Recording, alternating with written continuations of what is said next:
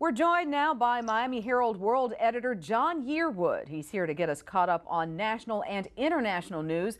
John is in Canada moderating several panels at the Montreal Global Forum. We'll talk to you about that towards the end of the interview, but I wanted to get to Boko Haram because these jerks are at it again. They have kidnapped 20 women with the Fulani ethnic group, which is a group of cattle herders there. They've been indigenous to that part of the northeastern portion of Nigeria for forever, and they are continuing Boko Haram, their reign of terror. John. Absolutely, Angela. What we know is that at some point today, the Boko Haram insurgents went into this village and forced the women at gunpoint, according to villagers, forced the women at gunpoint into their vehicles and took them away. We're almost seeing the same kind of operation we saw with the schoolgirls over a month ago.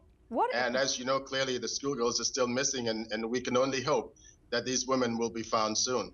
Absolutely. And I mean, I'm trying to understand.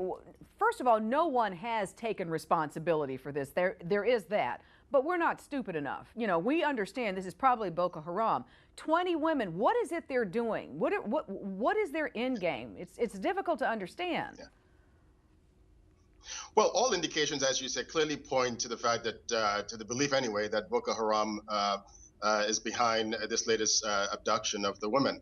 One of the things that we're seeing happening in the last several weeks with Boko Haram is that not only are they involved now in kidnapping, we saw the kidnapping of the schoolgirls, now the kidnapping of the women, but they're also involved in explosions. We saw it in the city of Jos. So far, they have those explosions have claimed over 250 lives. So you see that these insurgents are ramping up their attacks against Nigeria. I should point out, though, that we've seen next door Cameroon. There have been some victories there against Boko Haram. And what are those victories, John? Well, I was talking to a senior government official in Cameroon just within the last few days, and he was telling me that in the last several weeks or so, probably within the last week, there have been an attack against Boko Haram insurgents in Cameroon near the border with Nigeria, and that attack has claimed over 100 lives. So you and I have talked about this before, that for a long time the Cameroonians were not as aggressive in going after Boko Haram, but it seems that in the last week, 2 weeks, they have gone after them, as this source tells me, with full force. And indeed, they have even formed a special force within the Cameroonian military to go after Boko Haram. They also have, as I've been told, some 3,000 troops on the border actively searching. One other thing, if I may, Angela, that I was told by this source, you and I talked some time ago about after the meeting in Paris, that if the Nigerian military is searching and going after or chasing Boko Haram and they go into Cameroon, then they could go after them. Well, my source now tells me, despite what we saw coming out of Paris, that's not the case. They're still steadfast holding to their sovereignty. They said, we will take care of Boko Haram in Cameroon. This is a Nigeria problem.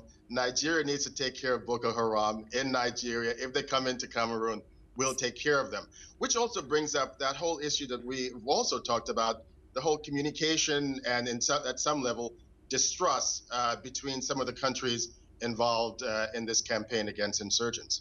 Yeah, so getting back to the Cameroonians fighting Boko Haram in their country, are they fighting their own people? In other words, are these Cameroonians who are Boko Haram, or are these people who are coming from all over Africa and are part of the same contingency that's in Nigeria?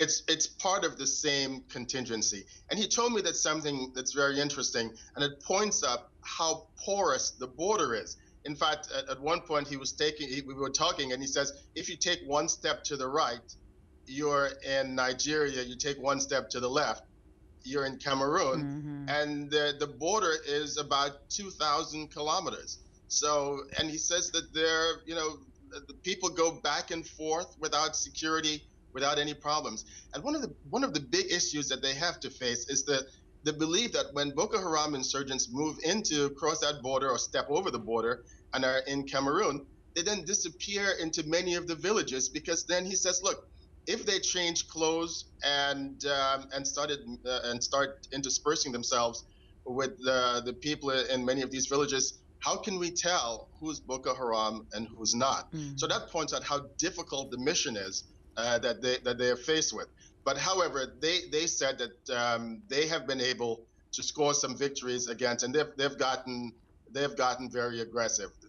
It remains to be seen what the Nigerians are doing, because as President Goodluck Jonathan said in Paris, they have 20,000 troops in the northern part of the country looking for Boko Haram, and so far we haven't seen very many, if any, victories at all. Instead, what we've seen, more kidnapping and more explosions. Right, and then the government gets offended when, let's say, someone like myself here in the United States criticizes what seems to be inaction on their part. I mean, to say we know where they are, but you know, we're concerned about collateral damage. Okay, I understand that esoterically, I do, but I'm still having a difficult time understanding why the government has not been able to make a concerted move with 20,000 troops. I mean, come on, John.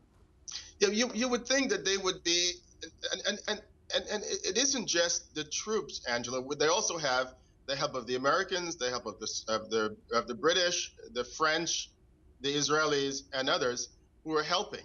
And still, and then as you know, the Americans are flying drones as well as manned aircraft over that whole area. And so far, as far as we know, they have not been able to make any successes. What we do know is that one of the generals who's leading the campaign in the Nigerian military said a few weeks ago, remember when he said, we know where they are, right, but we cannot attack them. Right. And I spoke to one of the governors in Nigeria about that, and the governor was saying, well, we tend to agree with what the general says, not attacking them if it will risk the lives of the girls.